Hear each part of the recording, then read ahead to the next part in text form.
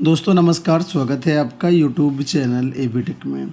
आज है 10 सितंबर 2024 और जान लेते हैं आज की महत्वपूर्ण खबरें जो आज के प्रमुख समाचार पत्रों पर छाई हुई हैं और आप लोगों के लिए बहुत ही इम्पोर्टेंट हैं।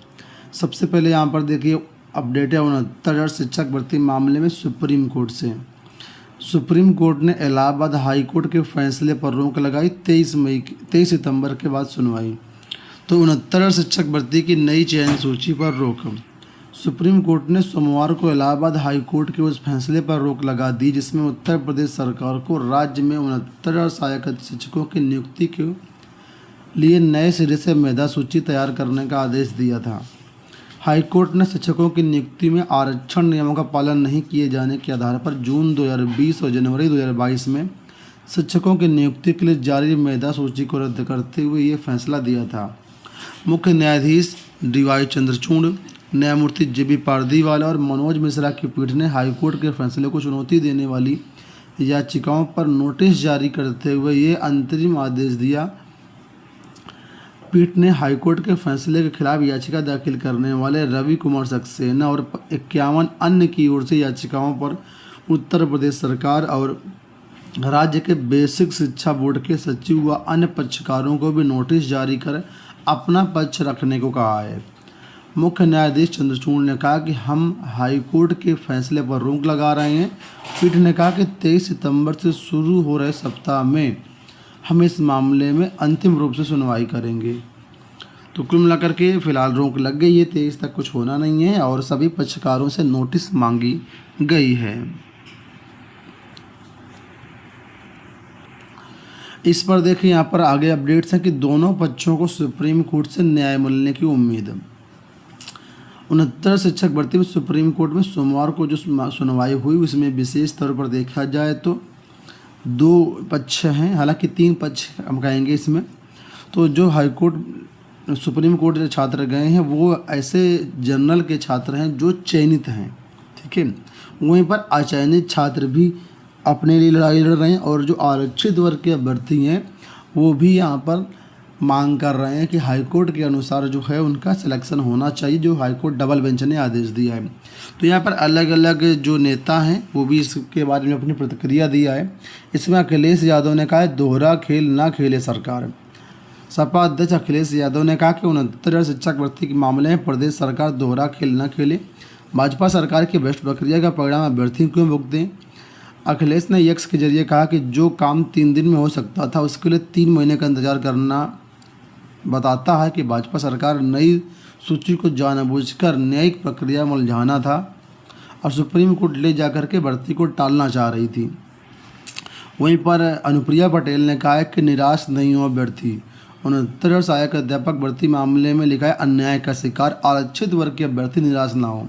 इस मामले में सुप्रीम कोर्ट ने इलाहाबाद हाई कोर्ट के फैसले के विस्तृत अध्ययन के लिए सिर्फ अस्थायी रोक लगाई है। कोर्ट ने सभी पक्षों को नोटिस जारी कर अगली सुनवाई में दलील पेश करने को कहा है। अपना दल आरक्षित वर्ग के अभ्यर्थियों के साथ मजबूती से खड़ा है। तो कुल मिलाकर के दोनों पार्टियों के अपने अपने तर्क हैं और यहाँ पर इनका साफ तौर पर है ना किसी के साथ अन्याय नहीं होना चाहिए। इसी के साथ दूसरी अपडेट यहाँ पर है कि प्राइमरी शिक्षक भर्ती की मांग पर छात्रों को अखिलेश का साथ। मुर्गा बनने की तस्वीर वायरल होने पर सपा अध्यक्ष ने सरकार पर साधा निशाना। आप लोग जानते हैं रजत सिंह की अगुवाई में प्राथमिक शिक्षक भर्ती के लिए पत्थर गिरजा घर पर आंदोलन चल रहा है। यहाँ पर छात्रों ने मुर्गा बनकर के विरोध जताया था प्राथमिक शिक्षक भर्ती विज्ञापन न आने के लिए।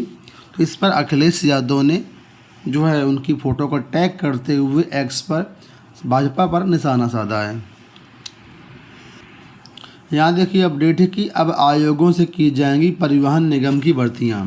उत्तर प्रदेश राज्य सड़क परिवहन निगम में समूह ख के सीधी भर्ती के रिक्त होने वाले पदों को उत्तर प्रदेश लोक सेवा आयोग प्रयागराज तथा समूह ग के पदों पर भर्ती के लिए UPSSC के जरिए भरा जाएगा। प्रदेश सरकार ने कैबिनेट बाई सर्कुलेशन ये फैसला लिया है। अपर मुख्य सचिव परिवहन L वेंकटेश्वर लू ने बताया कि इस बदलाव के लिए नियमावली में संशोधन करते हुए शीघ्र ही शासकीय आदेश जारी किया जाएगा। कैबिनेट ने समूह ग के पदों के संबंध में शैक्षिक अर्हता आयु संशोधन व पदनाम परिवर्तन के संबंध में शासकीय आदेश जारी किए जाने की मंजूरी दे दी है। तो परिवहन निगम में जो भी भर्तियां होंगी वो सब आयोगों के माध्यम से की जाएंगी। यहाँ देखिए अपडेट्स है कि 232 सेंटरों पर ओबीसी छात्रों को कंप्यूटर ट्रेनिंग। प्रदेश में ओबीसी के गरीब छात्रों को निःशुल्क कंप्यूटर ट्रेनिंग दिलाने के लिए 232 सेंटरों का चयन किया गया है। इस ट्रेनिंग के लिए प्रशिक्षण वाले जो अभ्यर्थी हैं उनकी संख्या पिछले 3 सालों से लगातार बढ़ रही है। तो पिछड़ा वर्ग कल्याण विभाग की सबसे लोकप्रिय कंप्यूटर प्रशिक्षण योजना के तहत चयनित किए गए ओबीसी छात्र छात्राओं के 1 वर्ष की अवधि का ओ लेवल कोर्स और 3 महीने का SSC का कोर्स इन केंद्रों पर कराया जाएगा। ठीक है। पिछड़ा वर्ग कल्याण विभाग की वेबसाइट पर 12 अगस्त तक ऑनलाइन आवेदन करने वाले छात्र छात्राओं से वित्तीय वर्ष 2024-25 के लिए पात्र अभ्यर्थियों को चयनित किया गया है। तो कौन कौन से अभ्यर्थी इसमें कर पाएंगे उसके लिए 12 अगस्त से ऑनलाइन आवेदन लिए गए थे। जिन लोगों ने आवेदन किया है उनके लिए ये सुविधा रहेगी।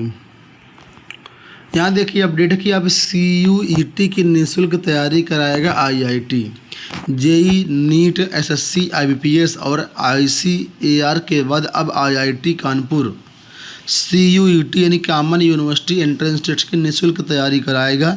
इसके लिए संस्थान ने केंद्रीय शिक्षा मंत्रालय की मदद से साथी ऐप का नया वर्जन लॉन्च किया है। इसकी मदद से आर्थिक रूप से कमज़ोर छात्र छात्राएँ तैयारी कर सकेंगे। वहीं यह ऐप मॉक टेस्ट सीरीज जैसे अनेक वीडियो को माध्यम से लोगों को स्वाकलन करने में मदद करेगा।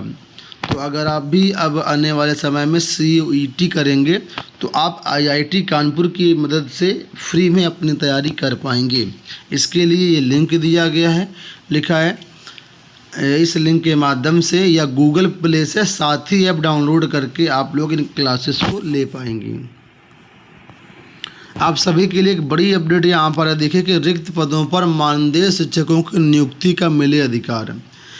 एडेड इंटर कॉलेजों के प्रबंधकों ने जो एक मांग की है उसमें से इन्होंने कहा है कि प्रतिनिधिमंडल ने आयोग से चयनित शिक्षकों के आने तक खाली पदों पर मानदेय शिक्षकों की नियुक्ति व चयन का अधिकार संस्था को देने की मांग की है।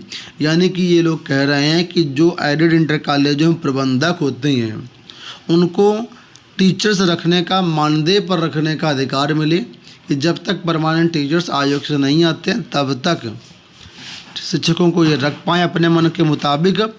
और इसके लिए इन्होंने मांग करी है और इसके अलावा कई और समस्याओं को भी लेकर के इन्होंने अपनी मांग उठाई है। आपको बता देते हैं कि ये नियम पहले लागू था, उसी का नतीजा है कि जो तदर्थ शिक्षक में सुप्रीम कोर्ट से डिसीजन आया उसी का परिणाम है।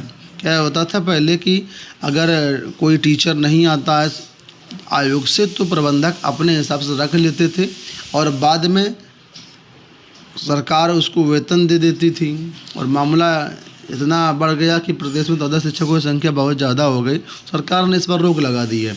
अब ये चाहते हैं कि फिर से तदर्थ शिक्षकों की भर्ती करने का अधिकार मिले। लास्ट में यहाँ पर देखिए अपडेट की TGT-PGT विज्ञापन वर्ष 2022 में सीट बढ़ोतरी की मांग है। तो TGT-PGT 2022 के विज्ञापन में सीट बढ़ोतरी के लिए मांग उठाई जा रही है। कल इसकी हमने आपको अपडेट दे दिया था ऑलरेडी कि प्रतियोगी छात्र प्रतिनिधि मंडल की तरफ से जो है 12 सितंबर को उत्तर प्रदेश शिक्षा सेवा आयोग पर प्रदर्शन किया जाएगा। इसमें TGT-PGT की 4163 पदों का जो विज्ञापन है उसमें सीट वृद्धि की मांग की जाएगी। इसके अलावा यहाँ पर जानकारी ये भी मिल रही है कि विकी खान की अगुवाई में भी धरना प्रदर्शन होने वाला है कई मांगों को लेकर के। तो जो कुछ भी अपडेट्स मिलेंगी चैनल के माध्यम से हम आप तक पहुंचाते रहेंगे। आप लोग चैनल को सब्सक्राइब जरूर कर लीजिएगा। फिलहाल इस वीडियो में इतना ही। धन्यवाद।